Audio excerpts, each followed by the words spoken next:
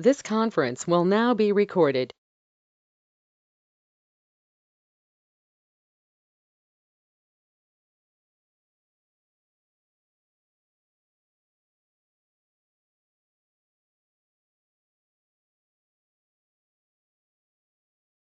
Good afternoon, everyone. This is Leila Hernandez with American University School of Communication. I'm so excited to have everyone in attendance today. We have a great session planned. Now, before we get into the presentation, I would like to go over some introductory information to get everyone acclimated with the platform that we're using. This webinar is automatically muted, so your interface with me will be the chat box. So my first question is, can you hear me? If you can hear me, please type yes in the chat box. I want to make sure that everyone can easily communicate with me throughout this presentation. And I want you to also feel free to type questions there as well. And then, of course, we'll address them in our Q&A session at the end of the presentation. And I love that all the yeses are coming in. So let me quickly type it in case someone can't. Can you hear me? Yes or no? All right, so far, so good. No technical difficulties so far. And that makes me a happy admissions person. Again, my name is Leila, and I'm your host for today's webinar. Not only do I work at the School of Communication, or SOC for short, but I'm also an alum. I received my master's degree from SOC in 2010, so I'm happy to speak to you both as a staff member and as a proud alum. Now, during this webinar, I will speak about the FAFSA, the estimated cost of attendance, SOC merit awards, federal financial aid, and so much more. And I will also speak about my personal experiences as well. And then, of course, at the end of the presentation, I will open the floors to your questions. So without further ado, let's get started. Now, as soon as you start to think about attending graduate school, I recommend you go online and complete the FAFSA, which stands for Free Application for Federal Student Aid. Even if you haven't been admitted to a graduate program yet, you can still submit the FAFSA and find out how much federal financial aid you are eligible for. And I've provided in this PowerPoint the link to the FAFSA website. You can also just Google FAFSA and you'll get to it. But by clicking on it, ta-da! This is what FAFSA looks like. If you are new to the FAFSA process, you click here. If you are a returning user, you log in there. Yeah, so you'll want to enter AU's school code because you'll want to have that FAFSA information sent directly to American University. And you must complete it each academic year to remain eligible for federal financial aid. And then you will receive a FAFSA confirmation email, and as well as the student aid record. And of course, you can always call the 1-800 number for any more specific FAFSA questions.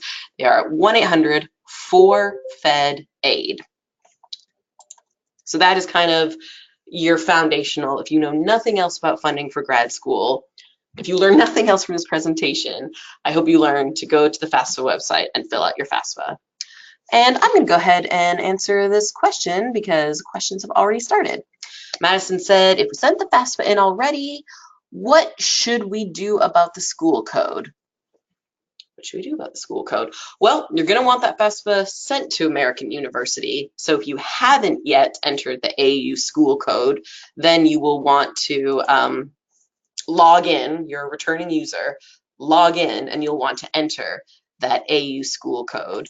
And even though I could send you, and I'd be happy to send you this PowerPoint presentation, if you don't have this PowerPoint presentation and you don't know how to find AU school code, you can also find it on the AU website or on the financial aid website. And I'm going to show you how easy it is to find the AU financial aid website. Just go to Google and type financial aid American University. You can tell that I've searched for it before. And it will probably be the first one that comes up. this website will be your friend for the whole time that you're a grad student. And the FAFSA code for AU is right there, 001434, which, oh good, it's the same thing that I have on this PowerPoint. Yeah, so definitely make sure that you have your FAFSA sent directly to American University. Great question, Madison.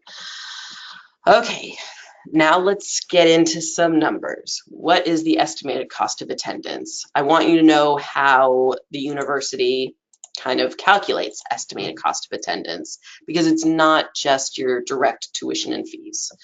All right, so direct costs are the mandatory costs paid directly to the university. So that is your tuition. Those are your student fees.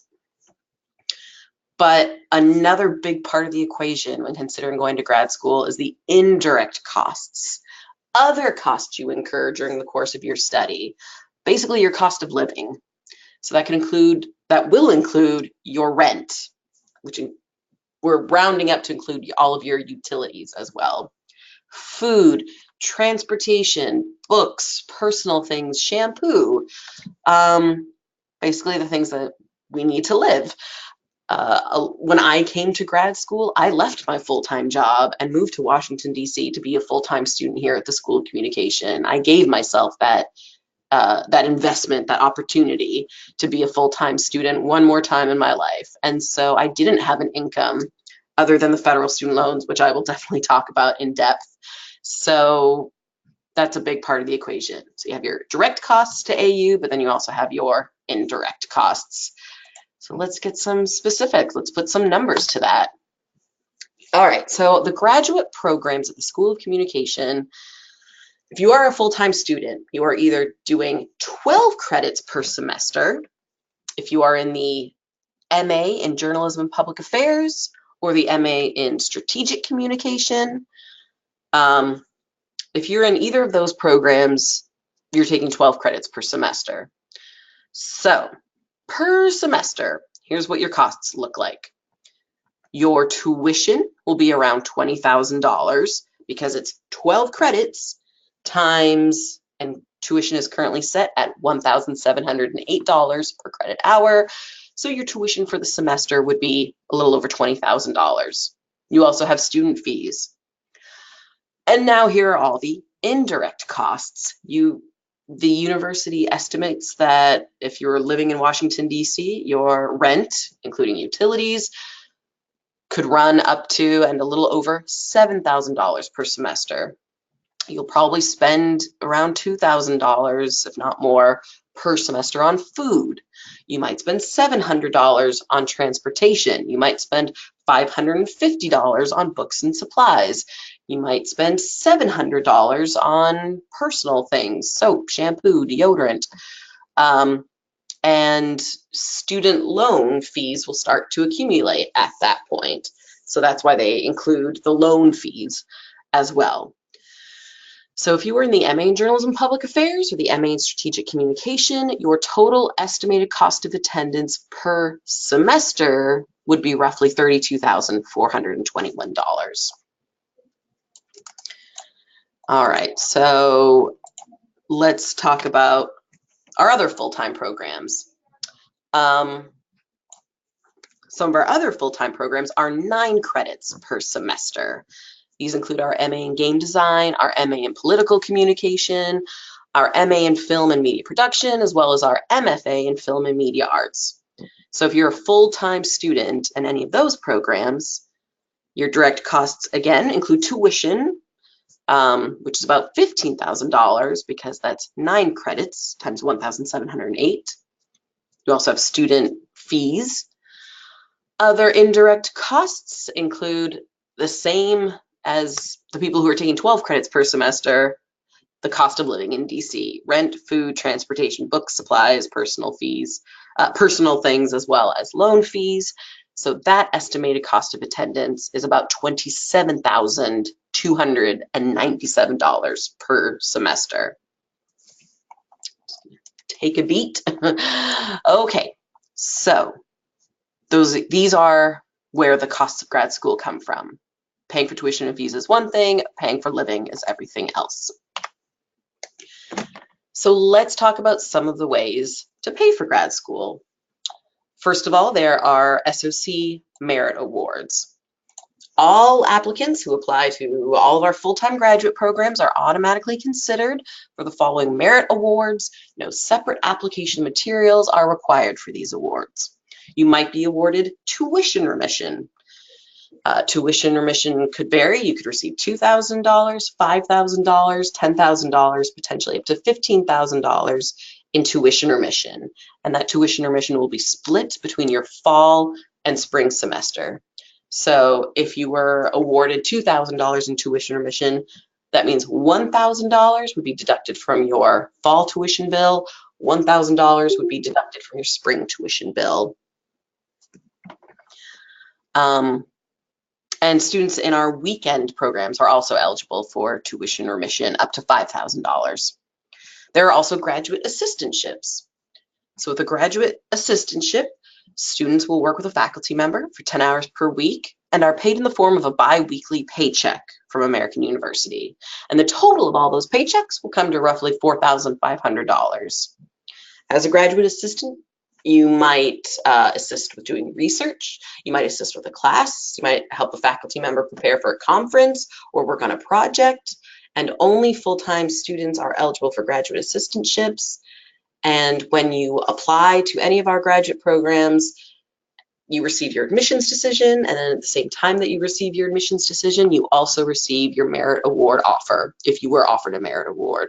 And that is when you'll find out if you were awarded tuition remission, or if you were awarded a graduate assistantship, or perhaps if you were awarded both.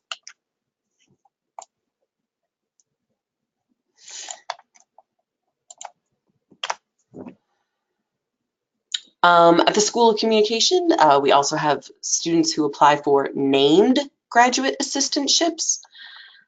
The deadline to apply for these named graduate assistantships has passed, as well as applying for our fellowships. But for students who did apply for those, we hope to find out within the next couple of months who was selected for those named assistantships and who was selected for those fellowships, but we don't yet know who was selected for those awards. The faculty are still deliberating. We also have some donor-based scholarships, and to be considered for that, all you have to do is fill out the FAFSA. All right, so now what about all the other costs of grad school? So maybe you were awarded $5,000 in tuition remission, and maybe you did receive a graduate assistantship, but how do you fund everything else? Well, the first suggestion I have is looking at external scholarships. We here at the School of Communication are only able to offer so much, so we encourage all of our students to search for outside scholarships. And the best way to do that is by just jumping on Google and typing the word scholarship. So let's do that now. Scholarships, maybe scholarships for graduate programs in communication. There's not one right way to look for scholarships. There's no one website that I can say, oh, you'll definitely find a scholarship there, but start doing your homework. 25 great scholarships for communication. Oh, interesting. Communication scholarships. There's also a website that I have been told about by another admissions person called Scully, myscully.com. With this website, you would sign up for, it's actually an app. So you go to your phone and you would download this app. And this service is not free. You have to pay $2.99 a month for it. But maybe if you just decide you're going to spend 1 month on this app, and that way you only have to spend $2.99 once, you sign in, and basically this app helps you find scholarships that you are eligible for. That's another suggestion. We also have a student, a current film student who's in his second year here at the School of Communication, and he received a $10,000 scholarship from Taco Bell, probably by just Googling the word scholarship. Let's see, Taco Bell scholarship. Yeah, he won $10,000 from the Liv Moss scholarship. So this is what I mean by see what's out there, see what's outside of American University. Yeah, it takes effort to apply for these external scholarships. I bet Coca-Cola has scholarships, maybe Ford has scholarships. Look and be creative and see what's out there. Pardon me, I have a bit of a cold. Pardon me, that was gross. Okay, so that is what I mean by external scholarships. Maybe, spend 2 hours every Saturday afternoon looking for scholarships. See what you can find. The next possible means of funding your grad program, or at least contributing to paying for your graduate program, is employer tuition assistance. There are many employers, the federal government, many large institutions that will actually offer tuition assistance as long as you remain employed at that university. So if you're currently working somewhere, check with your HR office, see if they offer tuition assistance towards a master's degree. Coming down the list, all right, the American Payment Plan. That is part of American University, and that's a system where you can split the semester into monthly payments. So I'm going to click on that. So instead of paying your entire tuition bill up front by signing up for the American Payment Plan, you can divide it into payments. There you go. So that's something that some students take advantage of. Grad Guard Tuition Insurance from Alliance Global Assistance. This is tuition insurance. You can sign up for it, and the benefit of this insurance is that if you have to drop out unexpectedly, leave American University unexpectedly, and you already paid your tuition, this insurance would make sure that you could get that tuition money back. So that is an option as well.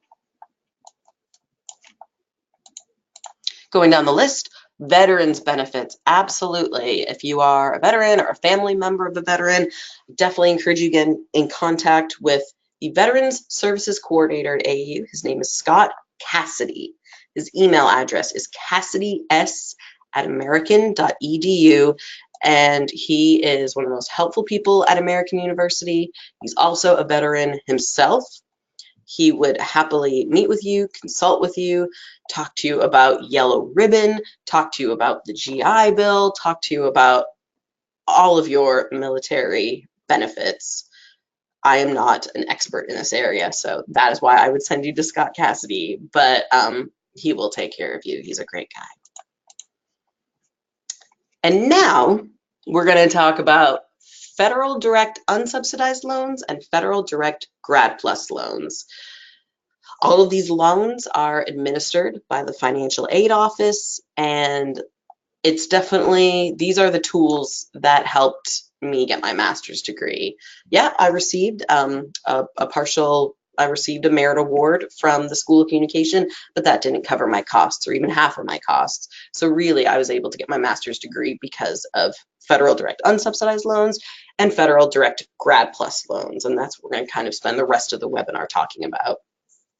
Note, students pursuing degrees at the graduate level are not eligible to receive the federal Pell Grant nor direct subsidized loans. Those are things that are just for undergraduate students. Federal direct unsubsidized loans. You are eligible for these just by completing the FAFSA, and I've given the link again. Loan eligibility is actually not based on financial need nor income. Most people just automatically qualify for this. The interest rate is currently 6.6% for the 2018-2019 award year, and interest begins to accrue once the loans are dispersed, and loans go into repayment 6 months after graduation.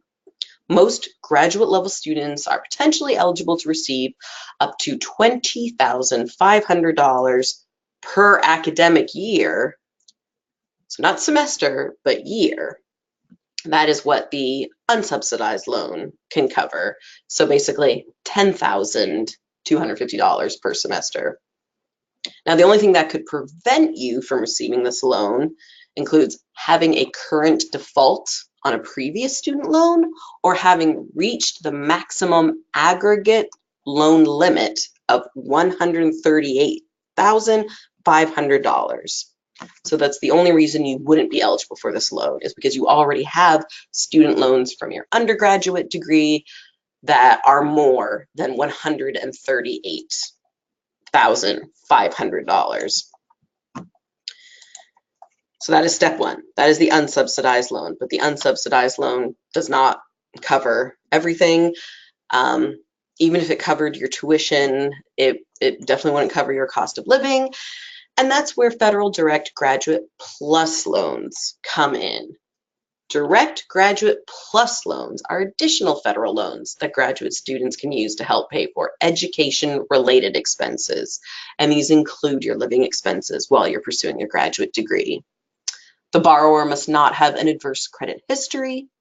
The maximum loan amount equals the student's cost of attendance, which is determined by the school, and then minus any other financial aid received. So earlier in this presentation, we talked about the cost of attendance, and it was about $30,000 per semester. That was cost of living as well as tuition and fees. So you could receive federal direct graduate plus loans to cover everything else you need to reach that estimated cost of attendance. The interest rate is 7.6% for the 2018-2019 award year. And again, interest can begin to accrue once the loan is dispersed. And you can request a 6-month grace period similar to the unsubsidized loans. And you actually apply for the direct graduate plus loans by completing a credit application at this website. So it's basically the same website as the federal, it's the federal student aid website, studentloans.gov. And then under graduate professional studies, you can see apply for a plus loan, complete the plus credit counseling. Yeah, everything you need for those loans is under the federal student aid website under graduate professional studies. If approved for the Grad Plus loan, you must complete a master promissory note for the loans, and if denied, you can reapply with a co-signer, someone who will endorse you, or follow the Department of Education's appeal process. So to be eligible for federal financial aid, this includes the unsubsidized loans and the federal Grad Plus loans. These are your basic requirements. Number one, you must be a U.S. citizen or eligible non-citizen, which includes permanent residents or a resident alien with a green card. You must have a valid social security number. You must be registered with Selective Service if you are a male between the age of 18 to 25. You must be enrolled in at least half-time, so it would be enrolled in at least 5 credits per semester, and you cannot be in default on a federal student loan nor owe money on a federal student grant. And then there's more information on aid eligibility on the student aid website, which is just kind of basically the same thing that you and I just talked about. It's dense, it's a lot of information, I know. And the satisfactory academic progress basically means that you must remain in good academic standing with the university to continue to receive your federal student loans.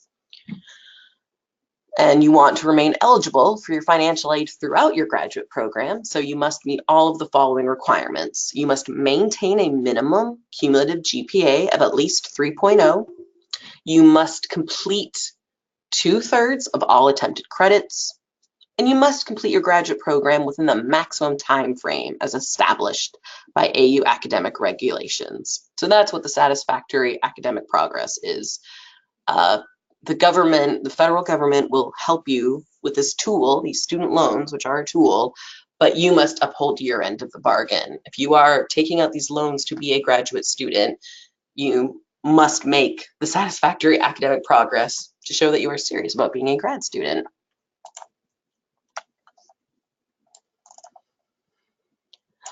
So I want to make this a little more human for you. I'm Leela. These are my personal experiences. So I had never taken out student loans before I came to grad school. I received a full scholarship to my undergraduate institution. So I was quite hesitant to take out loans for my master's program, but I also knew that federal loans were the only way I could get my master's degree. And it's a personal choice, and I chose to do it. So I required both the unsubsidized loans and the Grad Plus loans to pay for my tuition, my fees, as well as my living expenses when I was a grad student. My student loan repayments started 6 months after I completed my master's program. And I kept in touch with the student loan organization people the entire time. I mean, from the moment when I graduated, I moved to London to pursue my dreams in London. And I kept in touch with the student loan people. I told them when I was in between jobs, I told them how much I was making, and I could change my repayments accordingly. I could put my payments on hold if I needed to. I could repay only $100 a month if I needed to. They're really flexible with you. As long as you keep in touch with the student loan organizations, they will work with you because they know this is a long-term relationship. This is not a short-term relationship. So just as long as you're honest with them about your income and where you are at financially, they will work with you. That's my personal experiences. So there were times when I put my repayments on hold completely and made no payments. There were times when I paid $100 a month towards my student loan.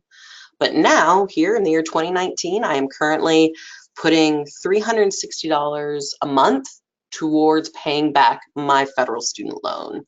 That's money that just comes straight out of my bank account and goes to the student loan. I don't stress about it. It doesn't hurt me. It doesn't make me feel disempowered. It's a part of my life. And I want to end by saying that deciding to take out student loans to fund your graduate program is a personal choice, and you need to decide if this is the right choice for you. So my job here is to give you all the information and to give you all the tools, and I will support you in whatever choice you make. But I am not a financial aid counselor, so that's why I like to end with giving you all of these tools. The most important tool you will have is the website for the AU Office of Financial Aid. So I'm going to click on the website and kind of show you around so you know how to navigate this website for yourself. And again, you can find it just by Googling Financial Aid American University. There's that FAFSA code right at the top. So on the left-hand side here, we're going to scroll down till we see graduate, let's see, applying for financial aid as a graduate student. They tell you all about basically what I just went through in my slides. There's the link to the FAFSA. It talks about the merit awards that you can receive, which I talked about. Loan eligibility, which I talked about, loan requirements, the Grad Plus loan, if you want to fill that out, here's the link, and information on satisfactory academic progress. Please reach out to them. They are actually financial aid counselors. You can call them at 202-885-6500. You can email them at facounselor@american.edu. Yes, even if you're not an AU student yet, even if you're still in the application phase, you can still email them and ask your questions. So here I am. Does anyone have any questions for me? Please feel free to type your questions in the chat box, and I'll hang out for a little while and answer as many questions as I can. Mandy asked, do you have the costs by semester for part-time students? How many credits do part-time students usually take each semester? Great question, Mandy, and that is 6. 6 credits for part-time students. So tuition is the same in the sense that it's $1,708 per credit. So your tuition would be 1,708 times 6.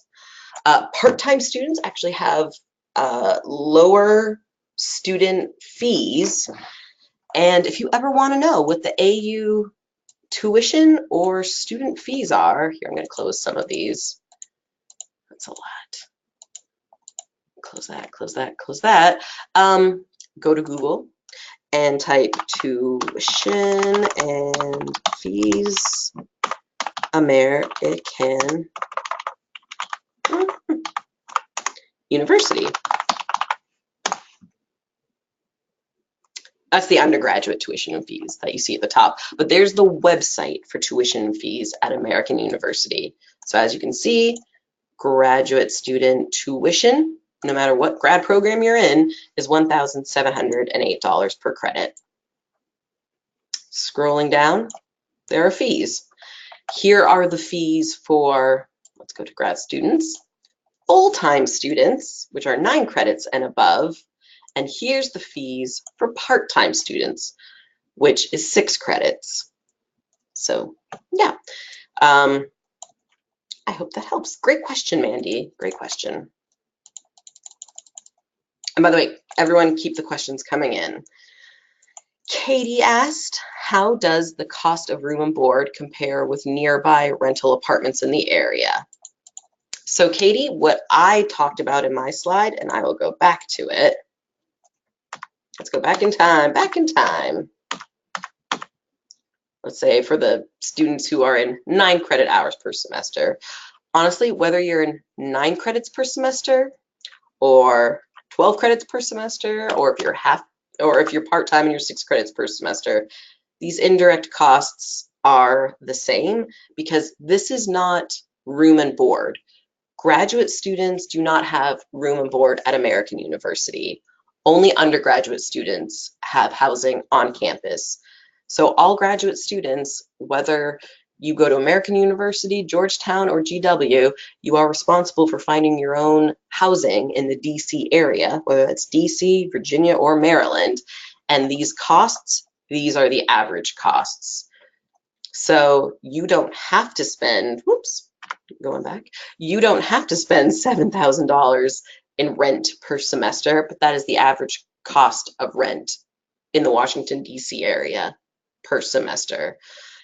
So, yeah, look at apartments, but apartments are also pretty pricey in D.C. When I was a grad student, I lived in shared houses. I find that a lot of young professionals and grad students and law students and PhD students in Washington will choose to rent a bedroom in a house. And that's a great way to keep your costs lower. I couldn't afford to rent my own apartment in DC, but I knew I wanted my own room. I was okay with sharing the kitchen. And in fact, not only was I okay with that, it was the only way I could afford it. And I could split the bills with roommates. I could split the chores with roommates, but I needed my own bedroom. So that's how I did it.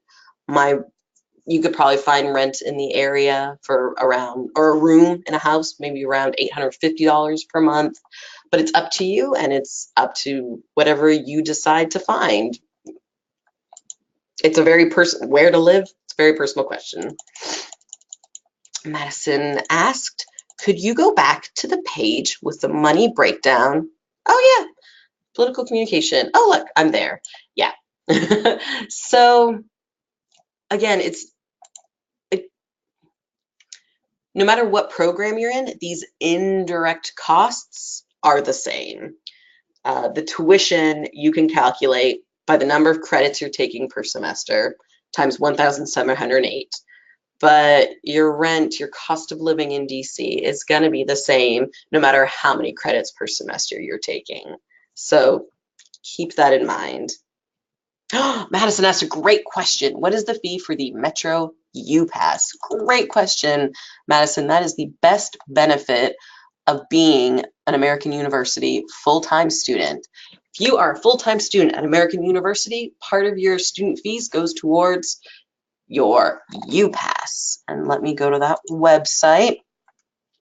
The UPass is a card you get, and it's a deal that American University has with WMATA, the Washington Area Metropolitan, basically with the Metro system. So with Metro, we have partnered, and students receive a UPass as long as you're a full-time student, and with that UPass, you get unlimited Metro train and Metro bus rides throughout the entire Metro system during the fall and spring semesters. And as you can see, Google is how I navigate the American University website.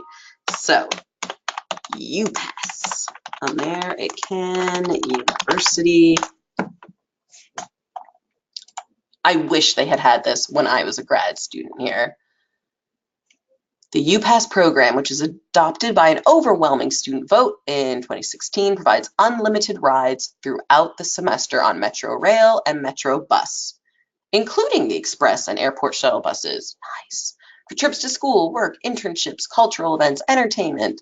The program extends to all full-time undergraduate, graduate, and law students.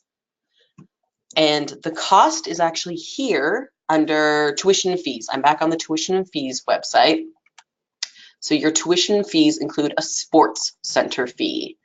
So this is the cost if you're a full-time student, if you're a part-time student. That sports center fee gives you access to all the sports center and the recreational activities. There's also a grad activity fee. That's one of your mandatory fees. There's a student technology fee and the Metro UPass. That is $136 per semester. And it is going to save you thousands of dollars. I really do wish that I'd had access to that. I wish that as an AU staff member, I had access to that because I take the Metro to and from my home every day. I don't have a car. I definitely use the Metro to get around. So you could shop around to all the other universities in the Washington, D.C. area, and no one else has that relationship with Metro and provides unlimited Metro Rail and Metro bus rides for $136 per semester. Great question, Madison. Katie asked, what is the additional SIS MP fee per semester? So SIS is the School of International Service. So if you are a master's student in AU's School of International Student, they have this additional fee. I don't know what it's for. I don't work in the School of International Service, but if you are a graduate student in the School of International Service, please do ask them about that. As well as the School of International Service has a joint program with AU's College of Arts and Sciences. They have that additional fee. So ask them about that. But we in the School of Communication do not have any of those additional fees. You just have the Sports Center fee, the grad activity fee, the student technology fee, and the Metro UPass. Very observant. Madison, you're welcome. Olivia asked, is there anything you can share regarding the Public Service Loan Forgiveness Program? Is this a program graduate students have utilized? I am not an expert in that, Olivia. That is a great question for AU's financial aid officers. Yeah, I would definitely encourage you to email, there they are, facounselor@american.edu and ask them about this, but I can Google it, Public Service Loan Forgiveness Program. So I'm not a financial aid counselor. I do not want to give you wrong information, but let's see what the good old internet has to say about it. Excellent. It's taking us to the official federal student aid website. So far, so good. If you are employed by a government or not-for-profit organization, you may be eligible to receive loan forgiveness under the Public Service Loan Forgiveness Program. Learn more to see whether you might qualify. Alert, there's a new tool to assist you in completing the forms required for this program. Learn more and give it a try. Alert, you may still be eligible for loan forgiveness if you're blah, blah, blah, blah, blah, blah, blah, blah, blah. So great question. I don't want to give wrong information. I'm going to encourage everyone out there to read this website. Do you qualify for it? This is how you qualify for it. What is qualifying employment? Man, that's a long website. Yep, I am not an expert in this area and I do not want to give you wrong information. So I would encourage you to have that conversation with a financial aid counselor. Let's see if there's any other questions. Olivia said, okay, thank you for pointing me to financial aid. Oh, you are welcome, Olivia. If there's nothing else that my job is, it's pointing you to the people who can help you at AU. I am not an expert, but I know who the experts are at AU. So please do keep considering me your first point of contact. And my job is to point you in the right direction if I can't answer your question myself. Katie asked, is there a way we can access this PowerPoint after the call? And Katie, the answer is yes.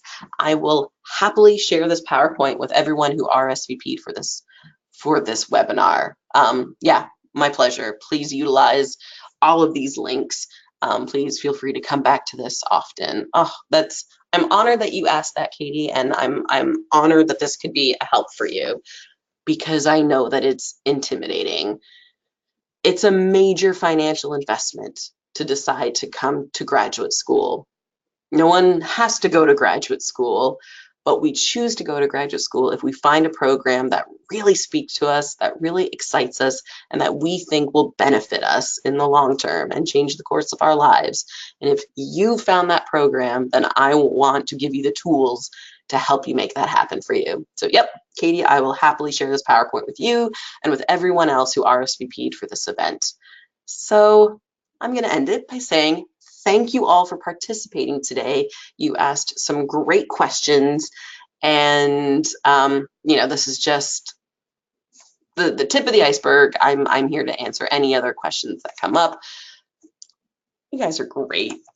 Yeah, and in case you don't have it, my email address is leela@american.edu. Oh, you guys are so sweet. Sorry, I'm just going to read your nice words. Aw, you're all so welcome. Thank you. Keep in touch. Enjoy the rest of your day. Bye.